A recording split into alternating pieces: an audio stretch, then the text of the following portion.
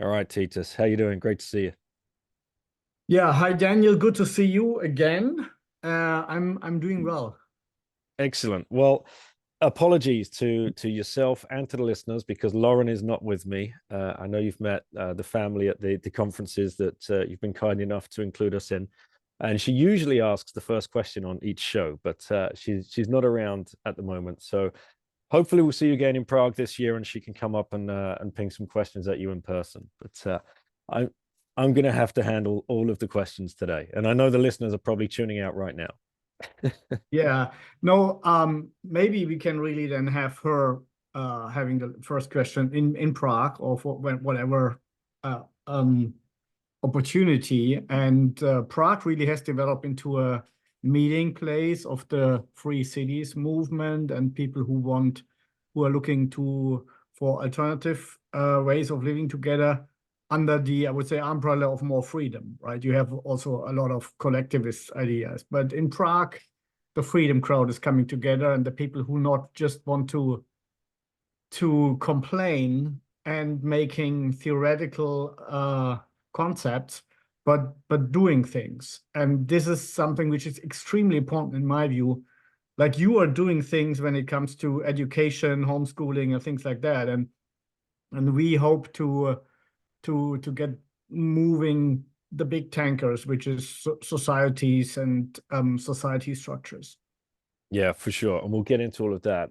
I want people to learn a little bit more about who Titus is. Many of the listeners would have heard of your book, that have heard of you on other interviews and other podcasts. I remember the first time I learned about you was with Kayvan Devani. Actually, you were on his show.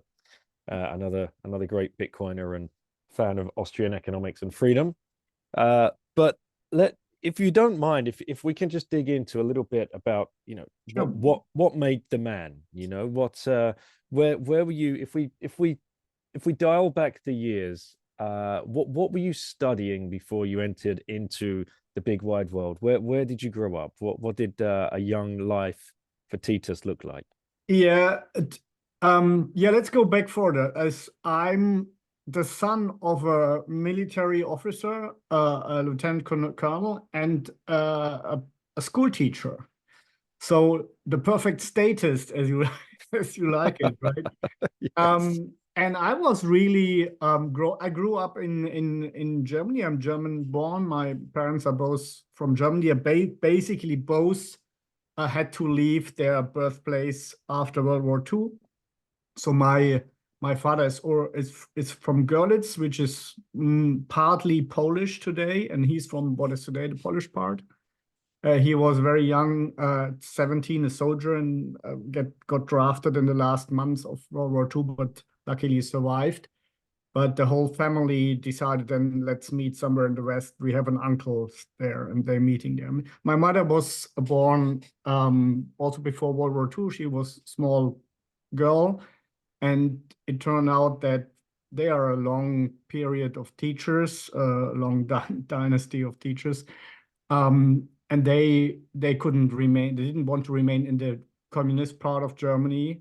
So they went over to the western part in the 50s, which was still possible. The big wall was only built in 61. So Ah, okay. before, a lot of people left communist Germany, East Germany, and that's the reason why they built the wall, right? Because too many people left, including my mother and her family. So I grew up in Western Germany, was born in 67, and was certainly for many years a big supporter of the West German democratic system. I also went to the army during the Cold War, became a tank commander and also a reserve officer at that time. And then when I was about, I don't know, 19 or so, I was more involved in politics than first the conservative views. I didn't even know what libertarianism or classical liberalism is or was at that time, because nobody was telling you, right? Mhm. It was a really gatekeeper society telling us. I remember when I was asking at school at the age of, I don't know, 12 or so, or 14, something like that, about the Manchester industrial revolution in England, and I said, and the teacher said, yeah, and there was no state rule. It was a laissez-faire system. Everybody could make a contract with the worker, with the employer, and everybody else. And I raised my hand and I said, that was a good thing, isn't it? No, not at all. Because the industrialist, the employer, he's using his strong position in exploiting people, right? Oh, of So course, that was the story of the greedy capitalist, right? That yeah, is no, he's the stronger party in a transaction, and therefore it shouldn't be voluntary. That was basically the main idea in the whole West at that time, was in the 70s, 80s, right? So, and I said, okay, let's go. It took me many years to find out that this was bullshit, and that the whole Western idea of no, there is not the end of history. Sorry to say that. If you are expropriating people by majority vote against their will, this can never be the end of history, right? Never, ever. If any system that takes away from third parties or takes away from you and give it to third parties without your consent or without your initial consent that there's a group of people that can make these decisions, every system will fail eventually, right? Because it's based on exploitation. And I mean, the idea alone that people think that this could be the end of history showed me years later, right, how completely wrong this whole discussion is going. And the whole establishment is completely wrong on that point. So, and then, but it took me 7 years. I studied then law in Heidelberg, famous university, made a PhD in international law. I started working as a lawyer the first years, but after some years I thought, okay, this is maybe not really what I want to do until the end of my life. It was I wasn't satisfied working for other people, right? And especially many things you would never go to a lawyer, which my clients came with things, right? And so I switched to industry. At first, I said, okay, I want to become a manager in the industry, and in our region and in the Heidelberg-Mannheim area, biotech was the hot big thing at that time. It was late 90s. And so I became a manager in a biotech company for law, of course, for legal things and for human resources, interestingly, right? So, and eventually I went up the ladder and became then a kind of leading manager in the company, and the company, like many biotech companies, had some financial issues because they were all not making money, right? And if the investors were not willing to fund you, and they had significant problems with IP against existing companies. So I saw that this is not going to work, and then I started as I would say manager and help somebody to build up a family office investment company. And over that, I found out that resources is the next big thing. That was about early 2000s, because nobody was doing mining, geology, mining engineering at that time any longer, not even studying, right? The biggest German mining company, they had a lot of mines all over the world. They decided that mining is a dead business, and they became a tourism company, which is called TUI, which is quite large, right? But nobody knows that they were a mining company back I had no idea. Yeah, so but this was basically the mood of the times.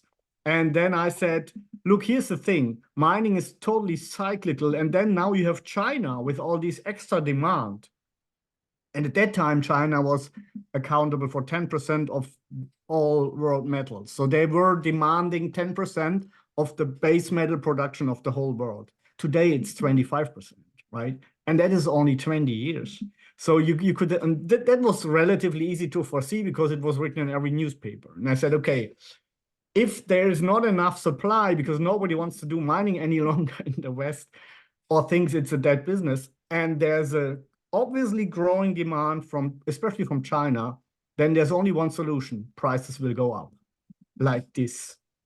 So why not starting a mining company, right? And so I talked my investors into that, or the investors in this family office, and eventually they found out, yeah, we have connections to some people who are in the mining business. It was a Canadian German family. They had gold projects and oil and gas, and gold in Canada and oil and gas in Kazakhstan. Very interesting stuff. And that brought me into the sector. And we were also lucky. I mean, it was kind of a beginner's luck when we first heard a presentation of one of their projects. And I said, this is great, right?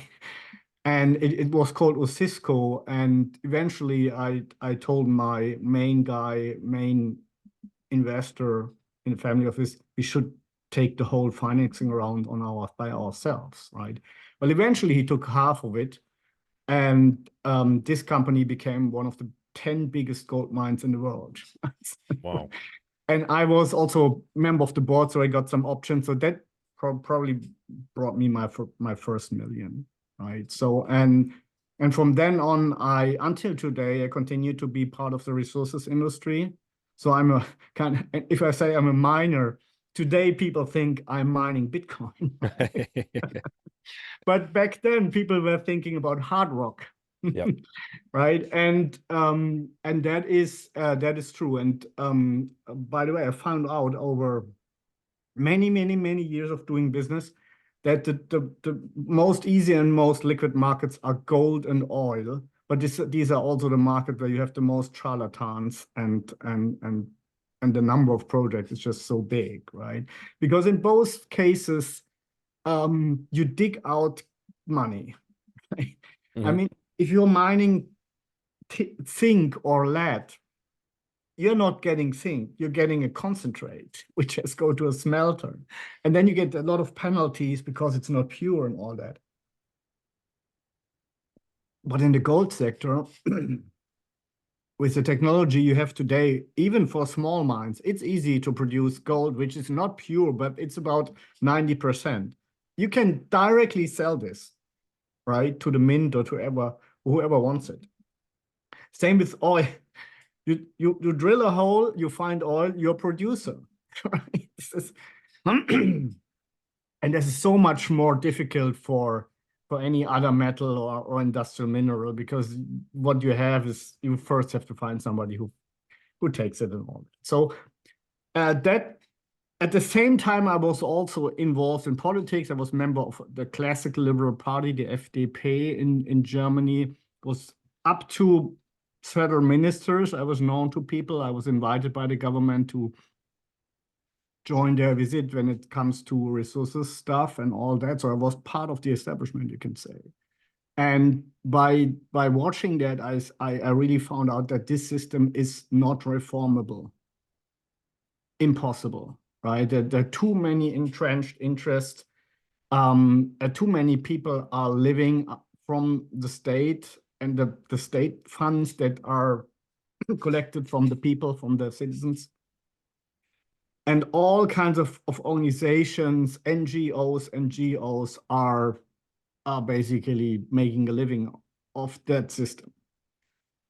So even if you have one of my friends who was a minister for economic development, he tried to do changes, right? And he made some, but it was extremely difficult, even for slight changes. And so I thought, okay, if even good willing people are not capable of making changes, then it's not going to work, right?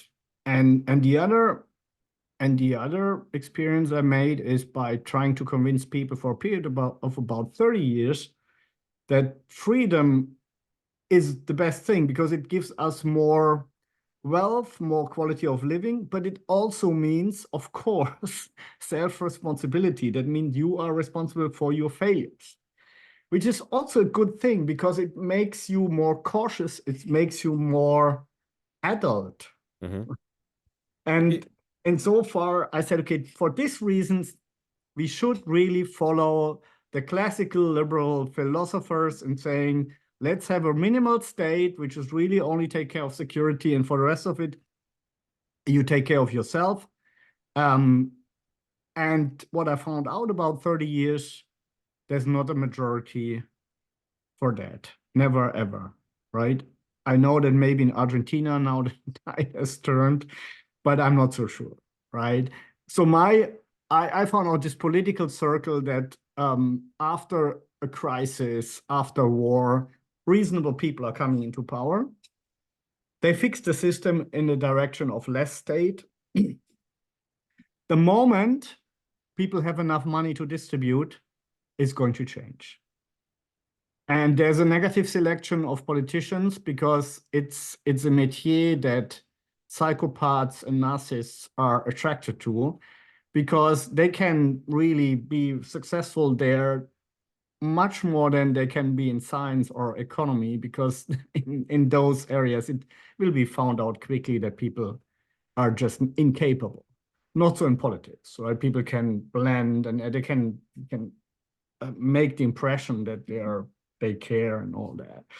So if I put all these together, I said, okay, we have a big problem, and we will never convince a majority to my ideas or to our ideas. So what do we do?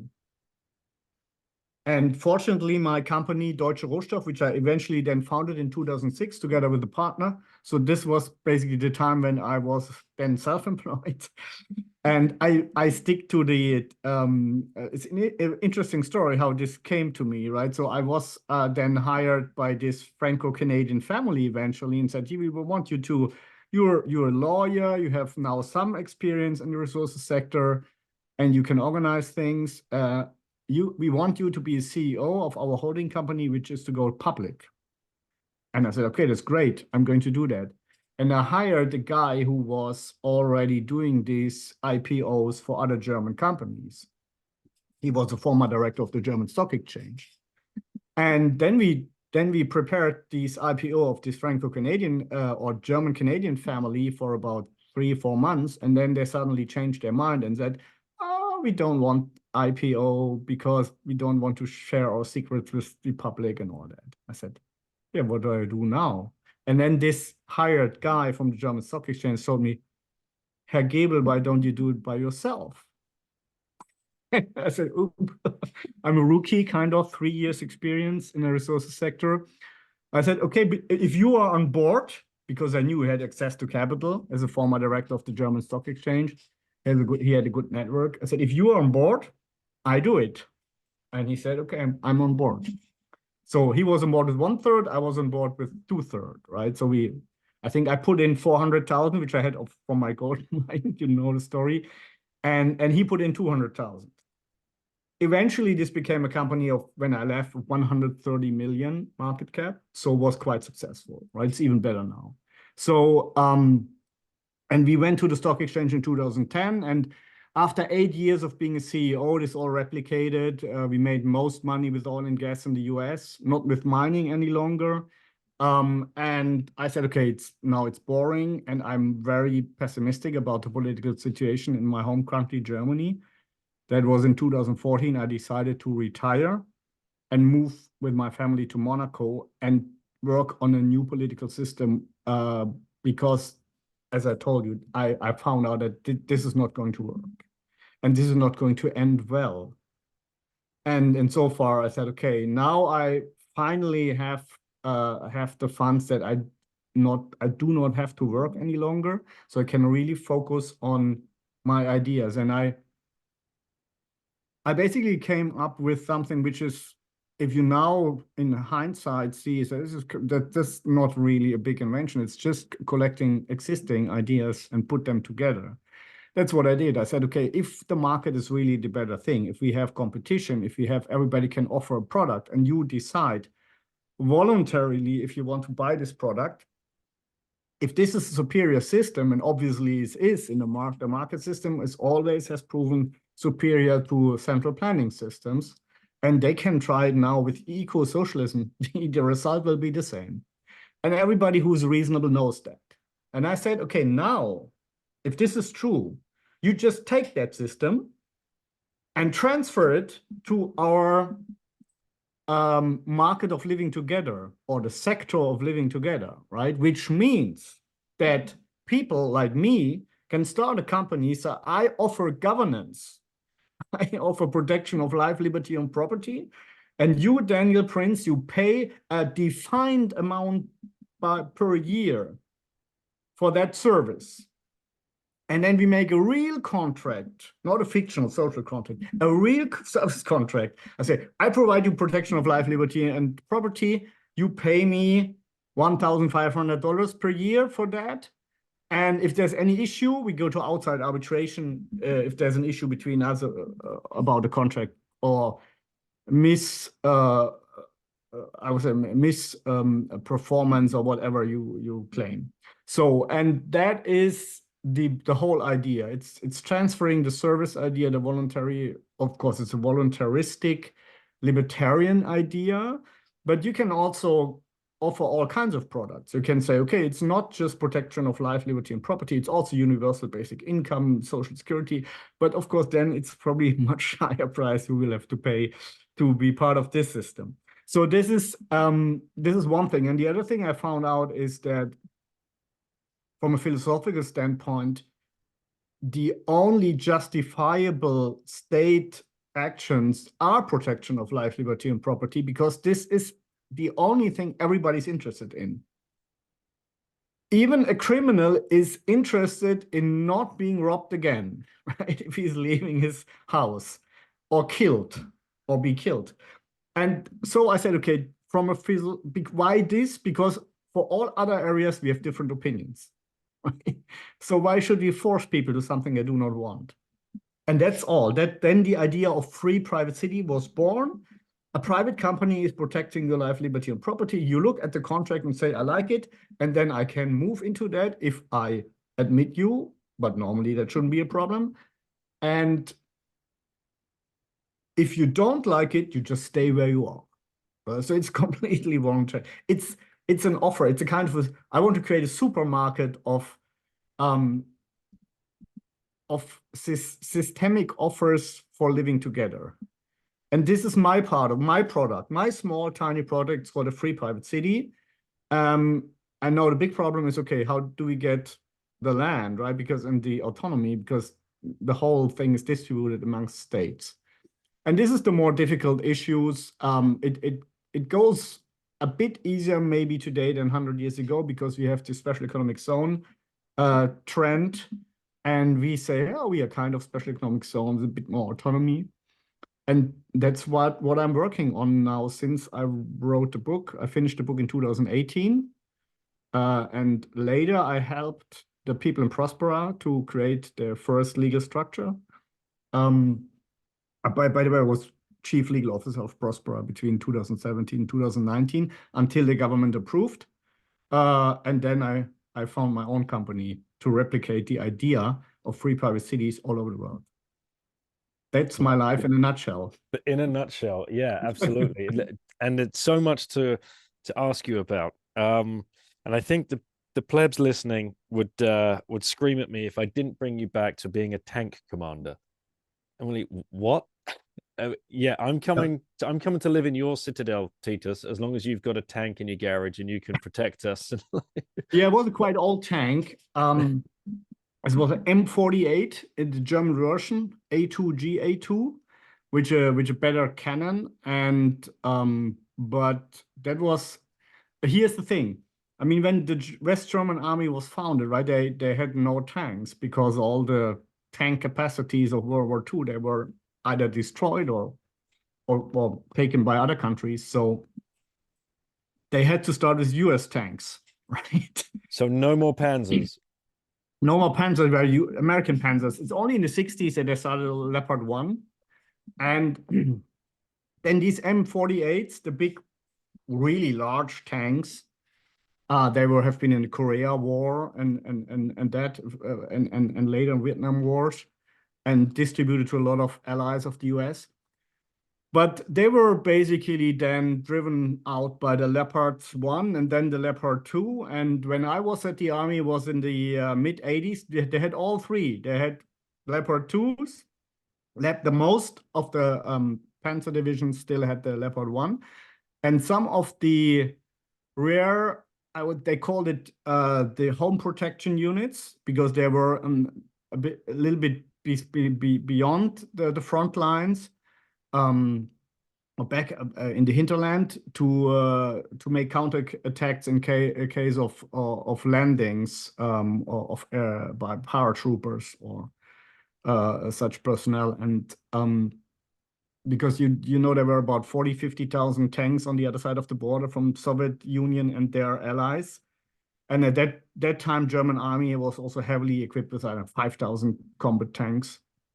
Now they're having, I don't know, 300 or so left. So, but at that time, so there were still 650 of those old tanks left, the M848, and I was the commander of one of them, and they had some advantages towards the Leopard 1, which were heavily inferior to the Leopard 2. But I did training also on all three types, so that was the good thing about it. And I must say I liked being a tank commander. Yeah, and I think you would have been in your 20s, I imagine. Yeah, even before, right? It was 19 years when I started, and I was 20 when I was a tank commander. Yeah. And then I became a platoon leader later as a reserve type officer. And tank platoon, of course. And then, yeah, this was interesting, and I think was still a good cause, right? The Soviet Union was definitely an empire of evil, as Reagan put it. And but we didn't know that even 85 days they discovered that they will not win in a conventional war, and they changed their doctrine from offensive attacking doctrine to a more defensive one. But nobody knew that, right? So we were still preparing for the big attack with 10,000s of tanks and that. So that was those times. And then in 1919, when the Soviet Union collapsed, it was one of the, I would say, conditions of the Western allies to say, okay, Germany can be unified, that Germany must heavily reduce their army size, right? I mean, we had two armies, right? The East German and the West German armies, really both heavy on tanks and everything. So that was happening. And my unit was eventually dissolved in 1992. And all the M48 epoch was gone, right? They were all there. I don't know what happened to them. Probably they were sold to some African countries. So yeah. And this was still a gasoline powered or petrol powered tank. They were in the field. They are using 1,000 liters for 100 kilometers. What? Every evening, typical American, right? Not even a diesel motor, and every evening when you were in the field, there was a tank truck coming, right? Fill up. That's crazy. That's totally crazy, right? Yeah, that's amazing. And that was the capacity that like 100 kilometers was a range of one of these tanks. No, they had about, I would say, 1,000 liters for 100 kilometers, and the tank was 2,500. So 2,500 liters of two fuel large tanks. Yeah. They had on a tank.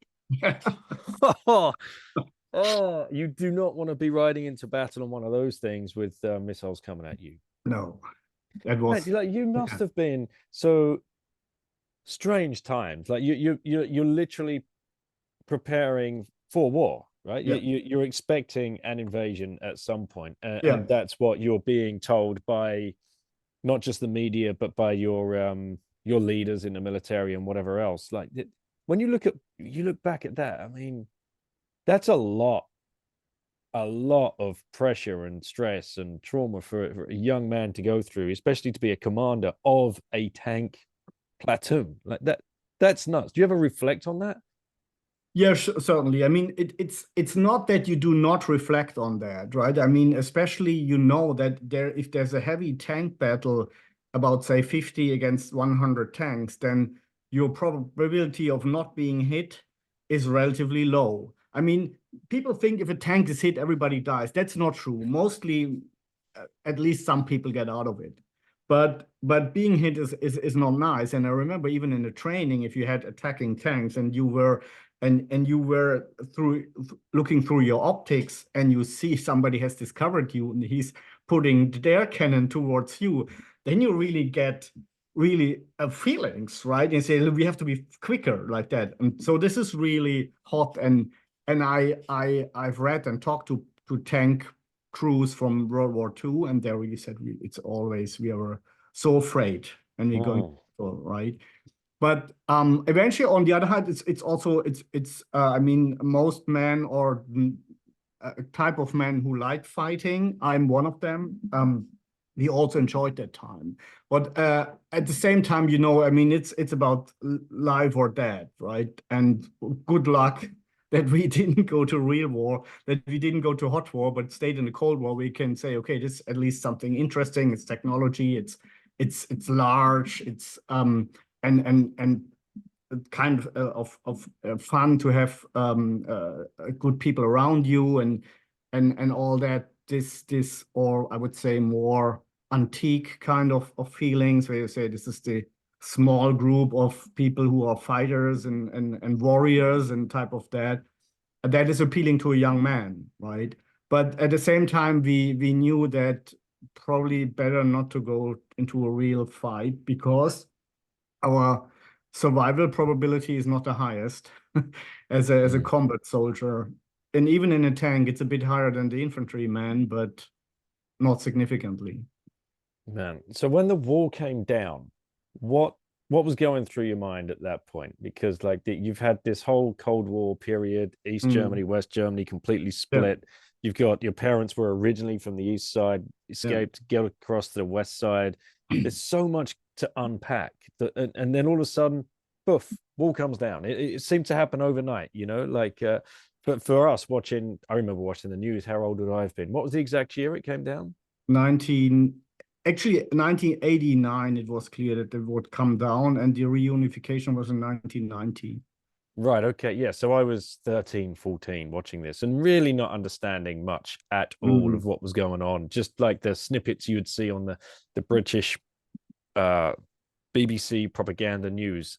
You know, what was it like to be a part of that? And I was literally a part of it when I started my studied law, and I still was there for some training exercises in the military.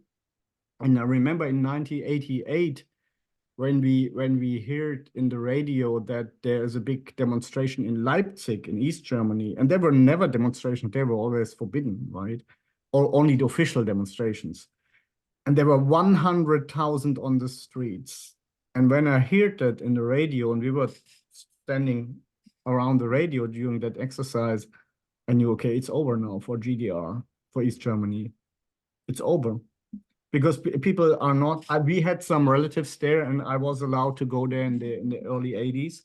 My father wasn't, because he was officer in the German army. That was when I was still a pupil. And I've seen it that it's just, it's not going to work, right? It was clear that communism is not working. And I was even asking myself in the early 80s, why is East Germany still existing? It's impossible that they make a profit as a whole society. And it was exactly like that. It was just some years later that they collapsed. And the same was, basically they run out of money. That was why there was not more resistance against the change, right? Because the Soviet Union was not supporting them as they had done in 1953, where was the first uproar.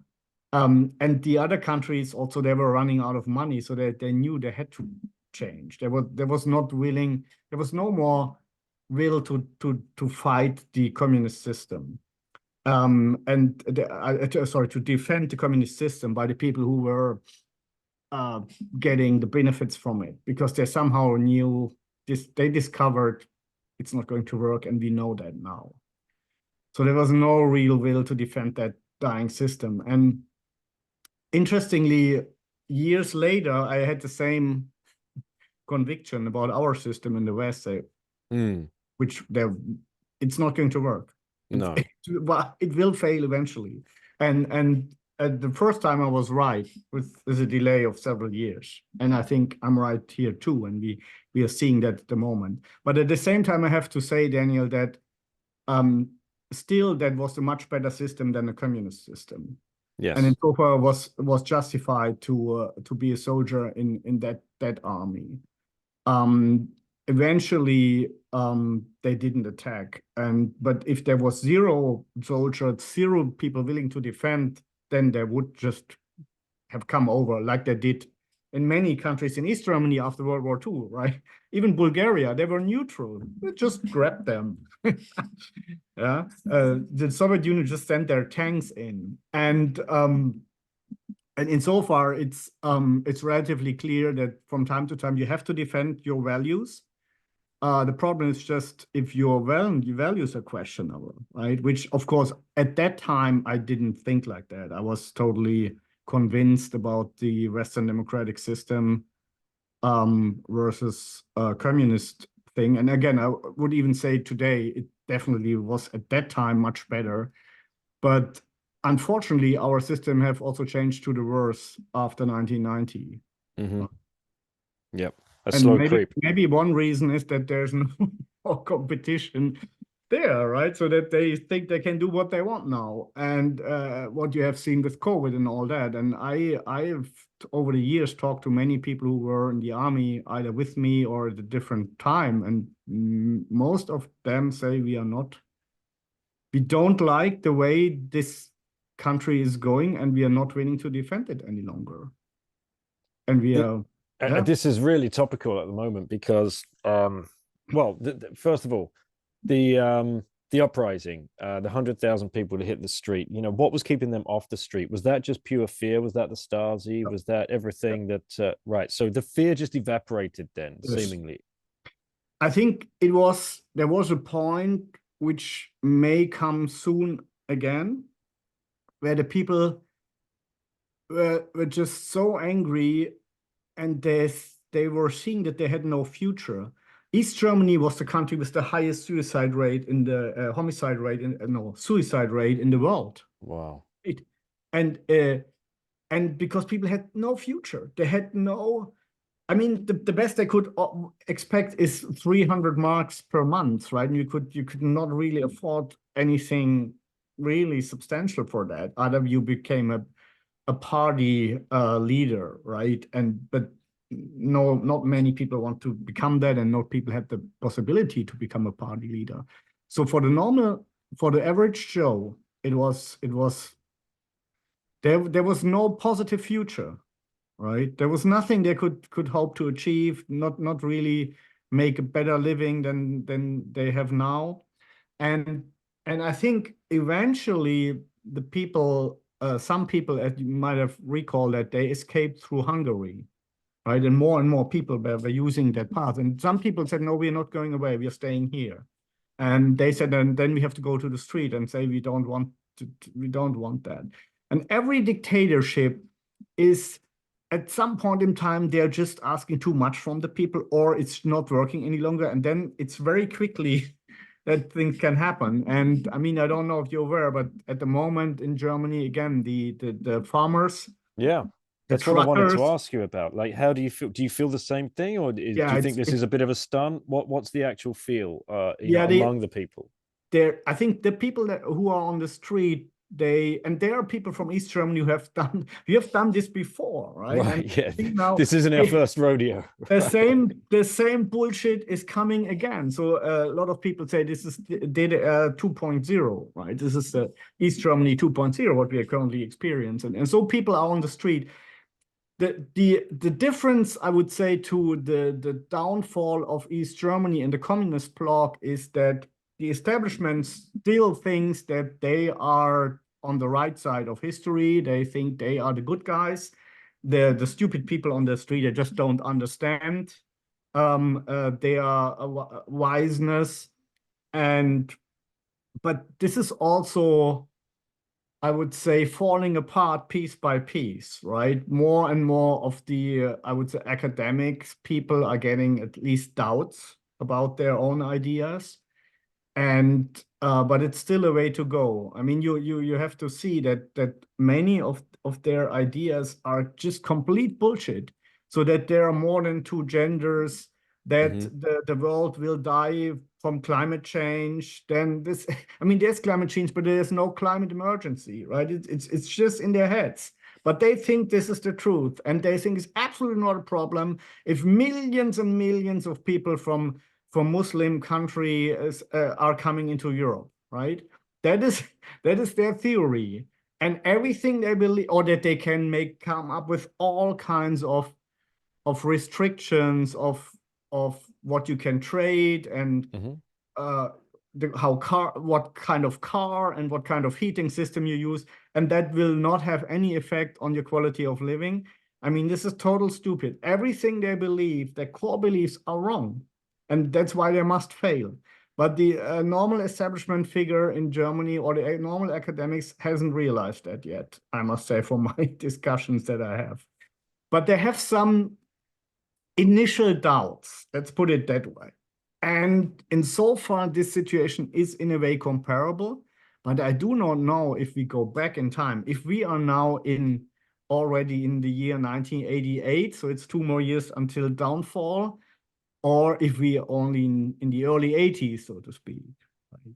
Yeah, exactly. That yes, I know what you mean, because we also we all had a lot of hope when we saw the Canadian truckers rise up and siege the parliament and whatever else, and then that was shut down and everybody went home and they lifted lockdowns and no more masks, and it's gone a little bit quiet on the vaccine stuff, and now everybody seems to have gone back to normal, right? It's as if it almost didn't happen, which is what they wanted, right? They just wanted to brush it under the rug and get rid of that. So I hope that there is sustained pressure in Germany, and I know that the energy crisis there has just been, and this is something you would know more about, having worked in oil and gas for so long. They were shutting off nuclear power plants. Have been one of the biggest adopters of green in air quotes energy, and what is the feel there for? I'm sure you still have a heavy network in that industry in Germany. What are those guys saying? What are they seeing? Yeah, I think even the majority of people understands that shutting down nuclear power plants was kind of lunatic, especially at the same time saying we want to have less CO2, right? Because what everybody expected, except the green establishment, knows is that, and this is a large establishment, right? But everybody else knows that you cannot produce electricity at night and if there's no wind with renewables, right? It's impossible. So that means you have to have some backup power plants. So, but if you need backup power plants plus renewables, that means you have double the cost of a country that only is using the backup power plants like coal or nuclear for the whole day long production of electricity. It's easy to understand, shouldn't it? But obviously not for our establishment figures who would somehow pretend that this is not a problem. So, and the like Ayn Rand said, you can ignore reality, but you cannot ignore the consequences. And the consequences are rising electricity prices. The consequence is a shortage of electricity. So what's happening is that all the coal-fired power plants are now, they also were supposedly to be shut off, but they're now working full force because this is the only thing you have, right? I just heard yesterday they accounted for 50% of the production, coal, right? Wow. And then it's imported. We are importing electricity from nuclear countries, especially France, right? So we are shutting off our own nuclear plants and importing nuclear. And I mean, it's so ridiculously stupid what the current government is doing. That and not to be stereotypical, but it's so un-German. It's so inefficient. It's bad business. In a way it's un-German. In a way it's German that ideology is trumping everything. It's trumping reason, right? And they're willing to fight to the end. Right? Oh, right. Oh, Shocking. Okay, so Bitcoin comes along at some stage in your life, Yeah. and you start learning about that. And I'd love to know, how, why, and where, and what your Bitcoin rabbit hole story was. Yeah, I mean, I would say, becoming a classical liberal libertarian back in early 2000s, right? And when I heard then about this Bitcoin as a private money, which fulfills Hayek's idea that you privatize the money, take away the monopoly for fiat money from the governments in order to have more stability. And I said, could work. I did not understand the blockchain or everything around it. I said, okay, it's a private money. It obviously cannot be replicated endlessly, which is good. Okay, let's put some money in, 10,000 euro. In I bought 100 Bitcoin in 2012, I think. So relatively early. And yeah, that was my thing. But then years, nothing much happened. It was only in, I think, in 2007 or so, and what was 2000? Let me see. Let me reflect. 2017 or so, when 17, when it started going went to crazy. Yes. 7,000, and everybody was, yeah, and that's, I used some of this money to fund my 50-year birthday party. I rented a castle at the French Riviera here, and with a big red carpet and 120 people, and it was fantastic. And that was from Bitcoin. Right. And nobody can take this away from me again. So a lot of people who I'm still working with today are really happy to remind that big party. So this was thing. And then also I speculated a bit in other coins and all that, but I eventually think I found out that Bitcoin is the best. So I'm a big Bitcoin maximalist, if you want, now, because it's just, there's so much. It's economies of scale, right? So it's just the biggest one. All the programming and the talent is going into that one. And even the problems that you have, that transactions are slow and expensive, can be solved by tricks like lightning systems, right? And I think and all what other people I think the anonymity that Monero is claiming, that can be somehow produced at the Bitcoin level too, right? So you mix some of those addresses or whatever. So that is I'm not the biggest expert, I must say, right? So, and I'm also having some investments in crypto related funds that are more for the protocols and the applications but I have no clue on that. So I trust some experts. They say we can outperform Bitcoin with that things over a certain period. And I'm holding Bitcoin on my own. Unfortunately, I've sold most of my Bitcoin of the initial 100 back then in 2017, right? Right. All right. So yeah, nice to know that. But and what I like about what you've set up with Free Cities, you've attracted Bitcoiners. That Peter Young come Yeah. across, and I met Peter on Saifedean's course, goodness knows when, back just before COVID was starting, with Tim. Actually, the three of us were on the same Okay. course. Yeah, so you got Tim Allen there as well. He's doing the podcast, right? If anybody's not listened to that, they should head over and listen to the Free Cities podcast hosted by Tim. Yeah, And you got excellent podcast. it Yeah. is. Yeah. And you got Alex as well. They're the three just off the top of my head that Yeah. are, fully on board with not just Austrian economics, but with Bitcoin, and also this freedom movement that you are trying to push. And the Liberty in Our Lifetime conference that I've been across to now the last 2 years, I think you've done it 3 in total, or 4, you can tell me in a second. Yeah. It's like, right, let's get everybody under the big tent here. Let's have all of the libertarian kind of guys. Let's have the seasteading kind of guys. Let's have the dude that found an island in the middle of a river between Croatia and Serbia, if I'm not mistaken. Let's have people from Liechtenstein. Prince Philip was there last year of Serbia when he came out as a Bitcoiner, and he's trying his best with his work with Jan 3 to try and get nation states to take a closer look at Bitcoin and what it could mean for them and their constituents. It's an amazing conference. So what do you why did I mean, these aren't easy things to put on. They're difficult, they're costly. Why did you feel that that was the best, step forward for free cities? Yeah, because as you said, it's Bitcoiners are not necessarily thinking about these, or not in the first degree thinking about these philosophical implications of starting societies and what is the libertarian philosophy and all that. But it's more a three-step, right? You're a Bitcoiner because you somehow then think that has some merit. I want to be independent from state money, from fiat money.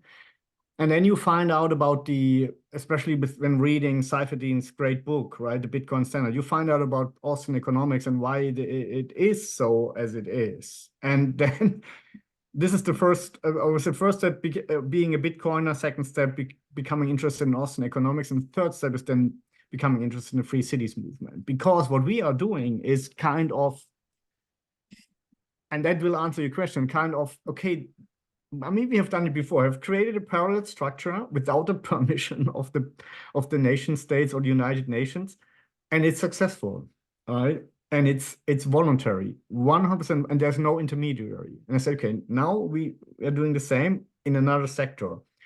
We're creating parallel structure, which is not subject to state regulation, or only to a very limited degree. And participation is voluntary. And if it's successful, it will be a completely different system to what we have today, and a better system, and a more freer system. And in so far, I think it is natural that what we are doing has an appeal to Bitcoiners. I would say half of the people that are coming to the Liberty in Our Lifetime conference or visiting the Free Cities Foundation's website, they are coming through Bitcoin, and through Bitcoin somebody has recommended that, and they found out. I thought when I was writing the book or was finishing the book, I said, okay, two things. First, I have to make it happen. I mean, there are a lot of ideas around, and having ideas and implementing ideas are completely different things. And I'm saying between having an idea and implementing an idea, there are oceans of skills. And I said, okay, I have done it before. I've founded a company, several companies even, and made them successful from zero. So I'm the guy who is starting a free private city, or we call it now international city, as a for-profit business. I want to offer that product in the real market. But this is a for-profit entity. And at the same time, I thought, and now we have to reach out to a broader audience of Bitcoiners, libertarians, and just people looking for new ideas. Because more and more people find out in the world that something is wrong with the systems we are living in.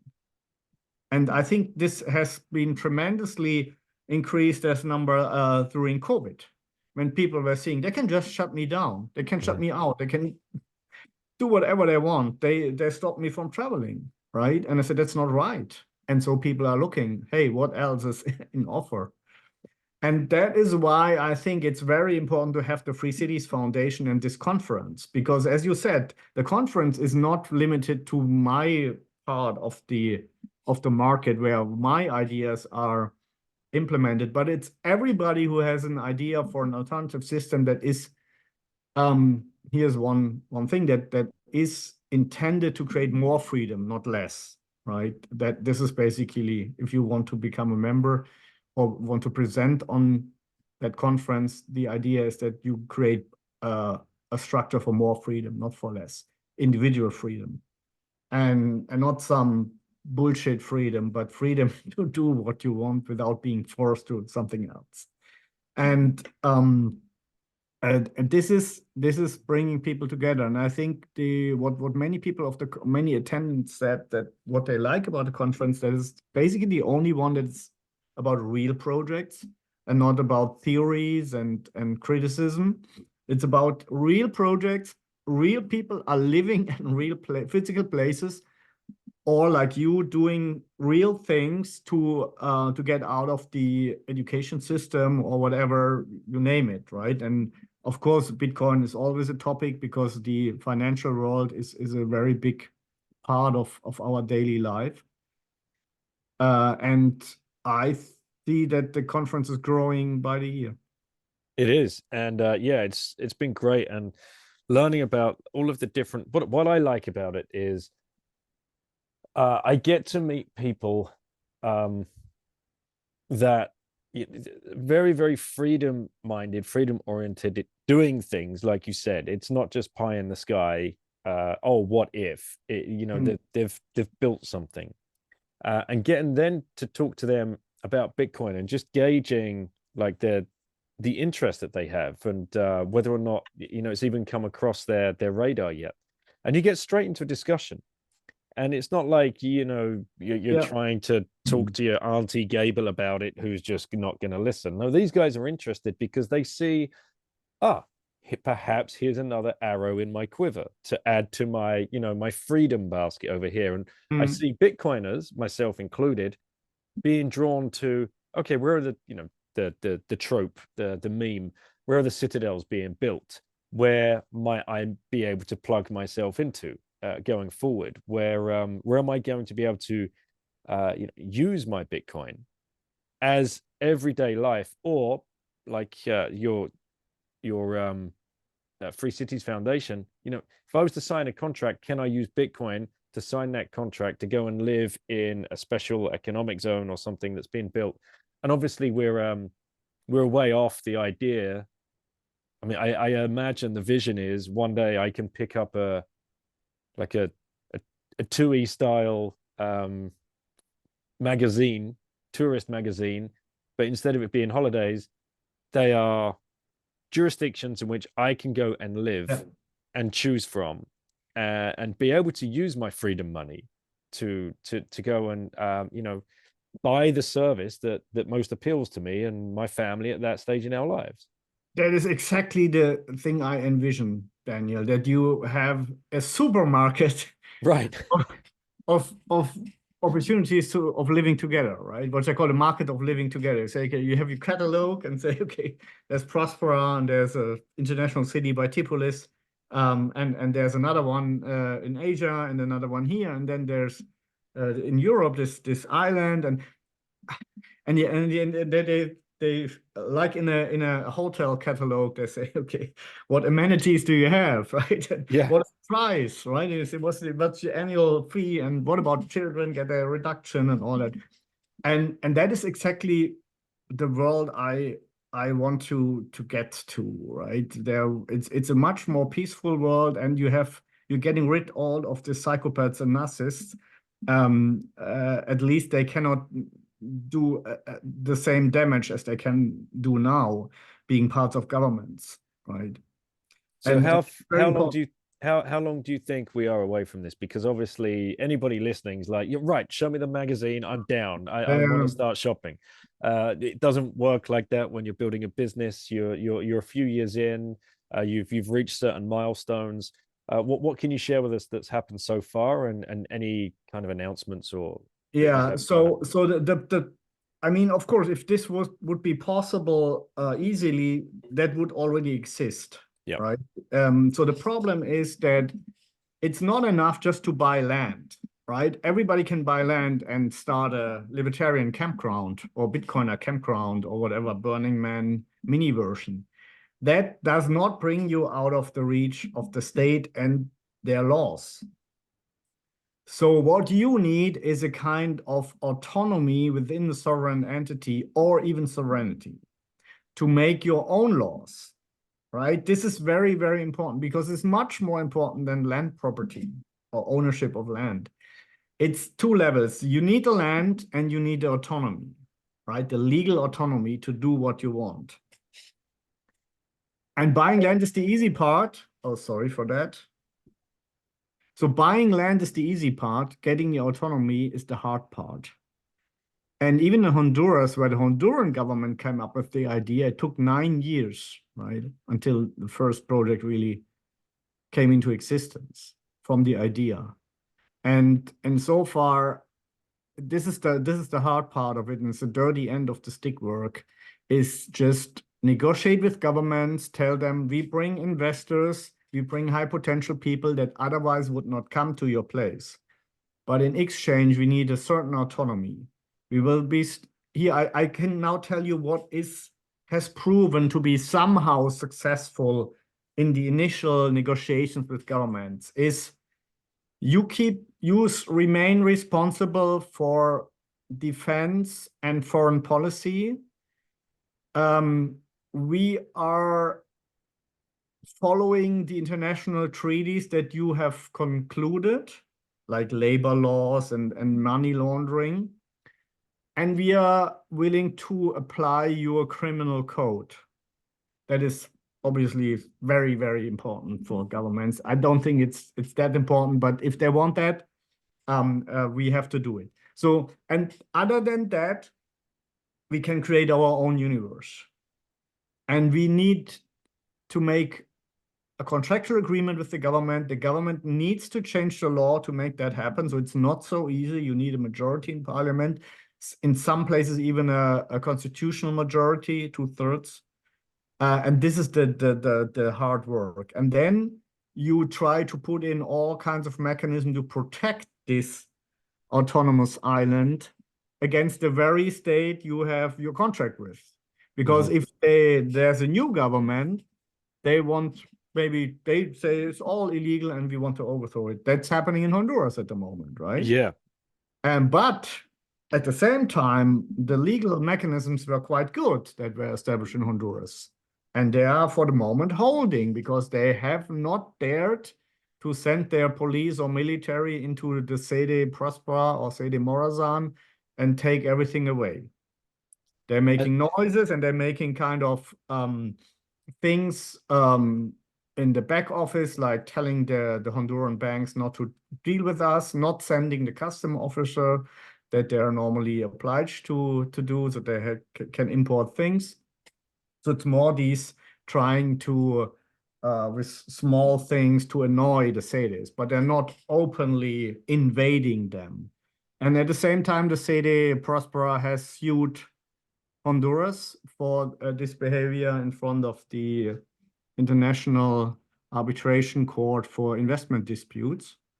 And this is possible because this legal mechanism was also one of the protection mechanisms that was established when making the law. So and you were part of that process, right? Is that what you said between like? Yeah, the law was made before my time, but right. But they themselves came up with good ideas because the people from the Honduran government who thought, okay, what's happening if there's another hostile government? I mean, they foresaw that, right?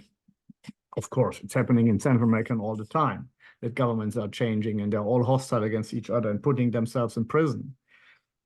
But I said, okay, here's the thing. If there's an international treaty with another country, then the 10-year period of guaranteed Sede existence, even if the law is repealed, can be extended to the period that is in this international treaty. And somehow they managed immediately to get such a treaty with the country of Kuwait. And the Kuwaitis wrote, probably was proposed to them, but they wrote in 50 years, 50, right? Guarantee. So they cemented some protection mechanisms that are now helping us. What I did was more negotiating with the government about what exactly does the law mean and are you okay with our model? Because originally this was a top-down model, so a Hong Kong type of model. There's a governor or a CEO called the technical secretary. He makes all the decisions, and then there's the state commission approving or disapproving those decisions. We said we don't want that. We want more private governance model, like with the contract, and you know what you have to pay, and that certain rules cannot be changed and all that. And so we created a hybrid model. We took what was there, was given by the law, and put a private governance model on top of that. And there was a city council established and all that. And then we negotiated with the government if they accepted that. And it took some time, but eventually they accepted the model. And then the second Sede Morazan has copied part of those things that we negotiated with the government. And when the government was elected out of office, they told me that at that time there were 20 more applications for CITES in Honduras. 20. And could you tell us what ZA stands for? The It's acronym? a special zone for economic development and employment. Right. Okay. Yeah. ZEEE. In Spanish. Yeah. Yeah. So, yes. ZEE. So this is the name of the zone, right? You say Right. it's a special zone A called special CITES. economic zone is what most Yeah, people would. but Yeah. it's Right. Okay. more than this. The normal special economic zone is just some tax reliefs and import-export duties are not due. Mm-hmm. A state of Prosper is far more special administrative region, like Hong Kong. They have their own law making capacity and own administration, own police, own courts, right? So this is much more than a standard special economic zone, but special economic zone is at least something that many politicians understand. So we can go to them and say, we want to create a special economic zone plus, because there's a tendency in the special economic zone industry to become more autonomous and cover more areas every time. You have Dubai International Financial Center. They have own courts meant with people from London and Singapore. They can make own rules based on common law, not on the law of the Emirates or Sharia law. And they have basically an own legal system. And they have been so successful, they've been being copied by other places. And now Saudi Arabia wants to create a whole city that has a different legal system than Saudi Arabia. So you can see that there is already a trend from the special economic zones that are just manufacturing or free ports, warehouses, towards autonomous cities with own regulation, own everything. So we are not completely isolated in what we are doing. We are just coming from another angle. But I think this is the time is now, right, to make it happen, because there is some backwinds from what is happening in the world, and we can capitalize that. So, what would it look like for somebody listening now? Prosper is set up. People have moved there and have lived there, and the trouble aside at the moment with the new government coming in trying to challenge the ZA that was put in there. Let's just sweep that aside for the moment. What would it look like for a family man? First of all, he's got to persuade his wife that moving to a Caribbean paradise isn't as bad as you think. It's still a hard sell randomly, but what would it look like for that person that might have a few Bitcoin stashed away and he's thinking about moving to a jurisdiction to upgrade the lifestyle, to move away to retire perhaps early?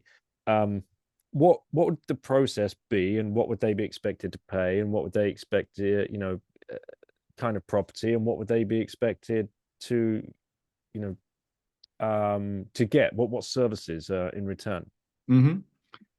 So our model is called International Cities, which is based on the free private city model, of course.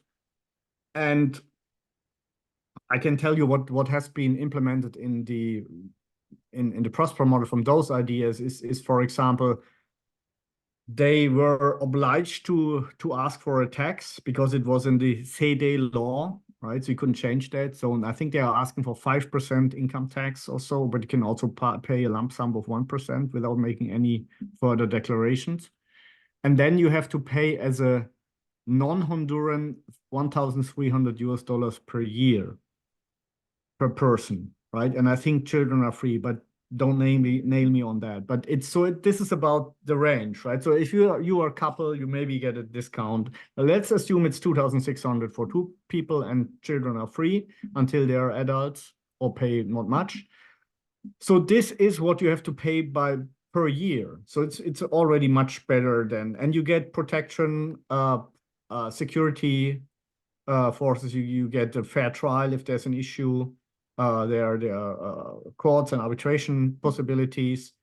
You get a good infrastructure. It's clean. It's safe. Good people around, and everybody is totally connected with the world. So you have also kind of how to say this. So people are influencing each other. So ideas having sex, right? This idea that a lot of interesting people are coming together. And as Alex Ujori put it, who is active in the Sede Morazan on the mainland, which is more for the workers and not so much like in Prospera is more for the expats. He said, well, you just go where a good place is and eventually all the others will come. They will show up because it's just so superior. And you can also see what's happening in Prospera, all kinds of new ideas with longevity stuff. Then you have Bitcoin has an office there. Also, one of the Bitcoin providers has an office there trying to explain people in Honduras how Bitcoin works and all that. So it's already beginning. And I think our idea at Tipolis is to create a model called International City, which is a bit different from country to country, because you have some issues in some country that you do not have in another and vice versa. But the model should be more or less the same based on this ULEX common law system, then some side regulation. And once you're approved in one city, you can easily switch to the others. So this is the idea for the future. And then you are not bound to staying in the Caribbean. So in our model, you can either rent or buy. There are other models like Sede Morazan, you can only rent. There is no possibility to own property. They are following more this Spencer McCallum Entrecom model, where they say it must be all in the hands of one entrepreneur, the property, otherwise we cannot really kick out bad apples. We think that we can because of the contractual relationship. But this is, again, I mean, this is competition, right? There are different models for different types of persons. And there will be, at the one time, there is a competition between those different models and ideas. And on the other hand, there's also a cooperation. So we are supporting each other, right? You know that the Prospera guys are every year at the Liberty in Our Lifetime conference, as is the other Sede, right? Yep. As our project, our Citadels, then SARC, and all these upcoming projects. So I think what an interested person should do first is to look at the Free Cities Foundation's website and go to the directory of communities. And there's this world map where you can see, okay, there are some liberty-oriented communities. Some are more intentional communities, only internal regulations, different. Others have real autonomy, like Prospera. And you can click on those and learn about those. And then you can subscribe to the newsletter of the Free Cities Foundation, because if a new project is popping up and you can move, then it will be named there. And they have an own website where it's said, okay, here's our contract and here's what we have on offer and here's the price. I mean, this is all still in its infancy, right? We are just starting. A new Exactly. world just beginning. So don't expect too much, but it is going in the direction that you outlined before. There will be a catalog or a website. There is already a website, and it will get better every day or every month. There's an improvement on that website, the directory for the communities, for the free communities. And there you can have a look and then see, okay, maybe convince your wife that this one, do you like this? She can have a look and there will be pictures and all that. So and I you remember you can visit, right? Make a visit. exactly. Exactly. Yeah. Going for a 2-week holiday probably is the best thing to do to begin with. But I remember I had Eric from Prospera on back in 2020. So to give people an idea, we're already almost 4 years. Well, and it would have been going before that, obviously. It does take time. It is slow, but I did see Dushan, who runs the Bitcoin Education Center there in Prospera under Amity Age. He's doing great work, helping orange pilling the locals, getting them employment, and teaching the kids. But now also he's doing a Bitcoin educators camp where people can go. Who's the next wave of Bitcoin educators? Who's going to be the next podcasters, the next writers, the next YouTubers, and all this kind of stuff. So there's so much going on. And you can buy property there with Bitcoin. And you can now also, once you've opened your business there, you can account in Bitcoin. And this was just announced last week, I saw. I heard it, yeah. It's happening in front of our eyes. It's happening, and I think the good thing about Prospera, and they really deserve kudos for that, is that despite these hostile government, they were just continuing what they were doing. They were saying, we are legally protected, we are just making use of our rights, and they could circumvent these issues with the bank and all that. And people are invited there. I mean, if you go there, you still have to consider that they might send the tanks the next day, right? But I think I know that there has been discussions with the other parties in Honduras. And they are basically accepted now, the socialists in power.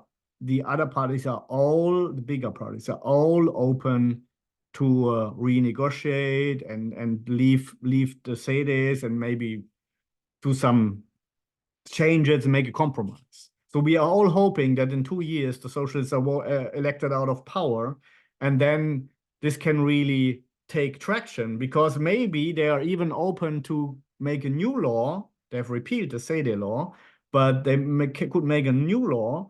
Then it's coming back with the 20 applications, right? And then you have a spectrum of different models that are competing with each other, and for every taste there will be an offer, right? So this is the idea. And I think it's great that these things are just happening, and we were very close to a similar autonomy in an African state. It was the island state of Sao Tome. But we had already a law passed in parliament and a 40 pages contract negotiated with the government. And then there was also an election and a complete change in power, which came a bit a surprise.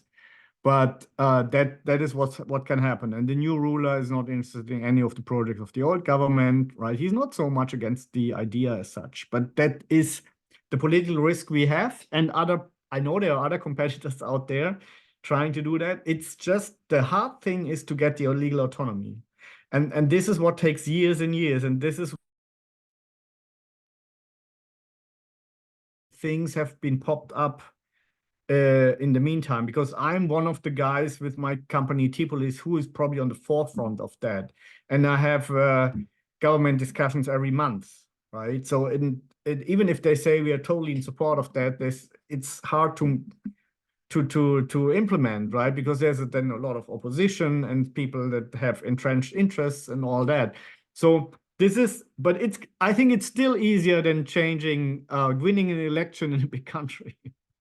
It must be very difficult for you to you straddle both sides of this fence, right? You've got one foot fully in like liberty, freedom, life, live voluntarily, but yet you have to face the regulators, the policymakers all the time.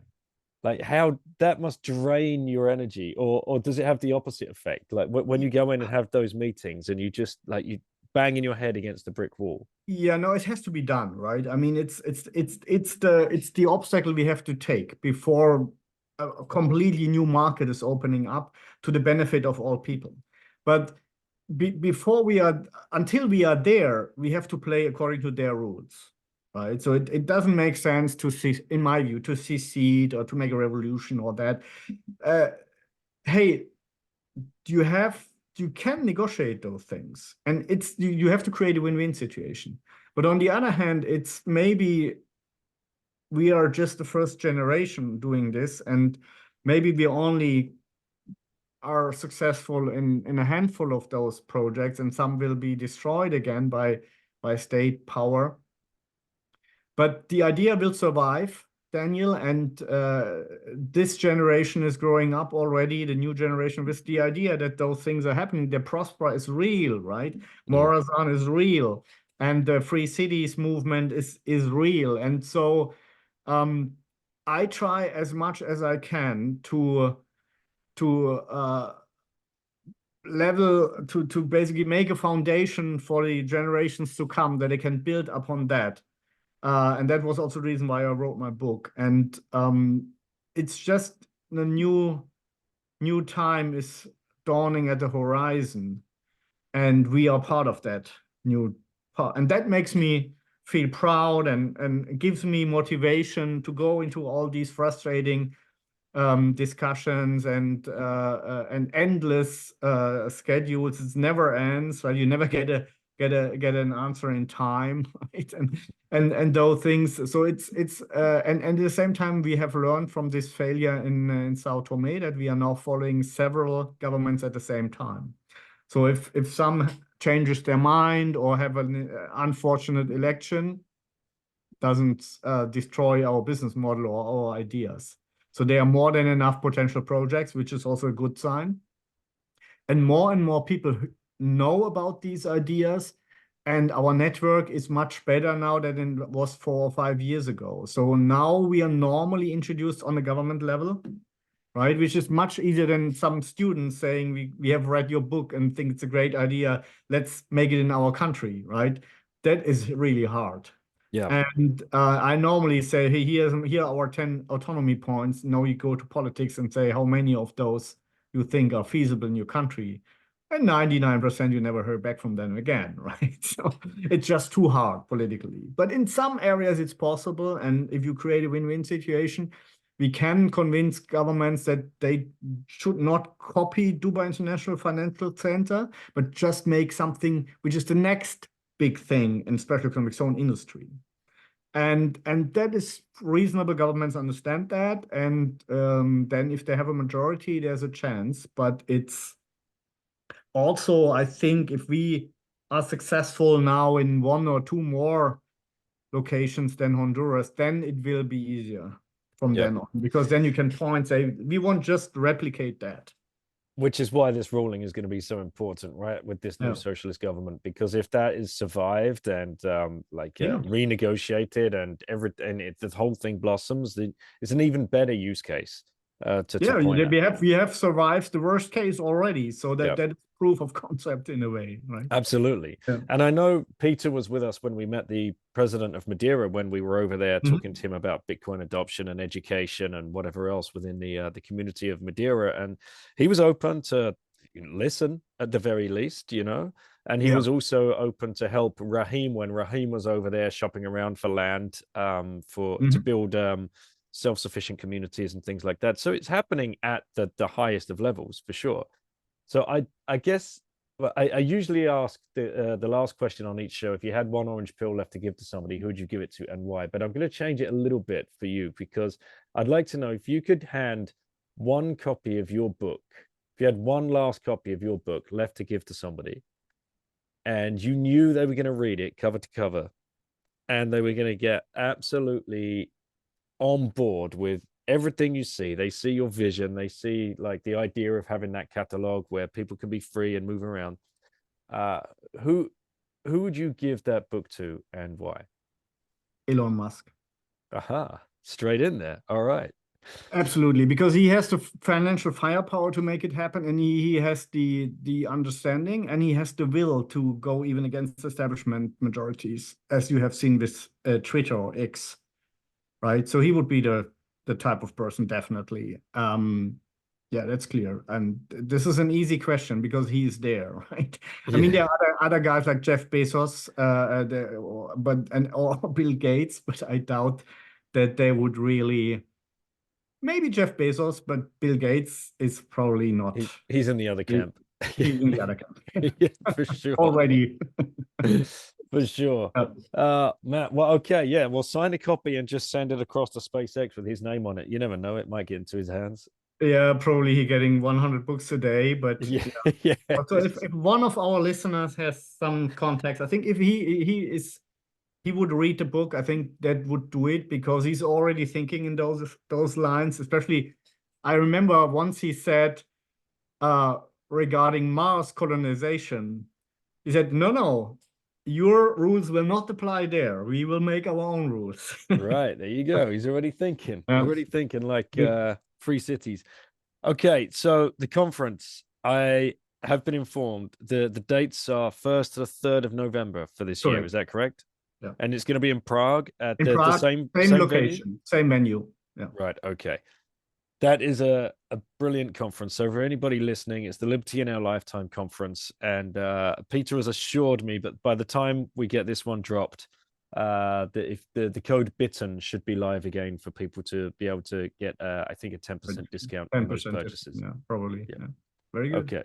Well, Titus, thank you so much for for giving up the time to come on and take us through your life. Really, I was completely blown away with the tank commander stuff. I hope a lot of people got a lot of value out of that as well. But it was amazing to see, you know, the times of how they've changed, and you know how they're so they shape somebody's life in so many different ways. And obviously everything that's come before you has put you in this place, the book as well, and the work that you're doing with Free Cities. I can't wait to see what happens over the next 5 to 10 years with all of these ideas coming together. Like you said, you can't kill an idea. Bitcoin is one of those ideas. Free Cities is one of those ideas. We need more. I think we need more crossing of these two communities. So for all of the Bitcoiner listeners, get over. It's not an expensive conference, if I remember. I can't remember the exact price, but the prices when they are released, they gradually go up. So get them early and use that discount.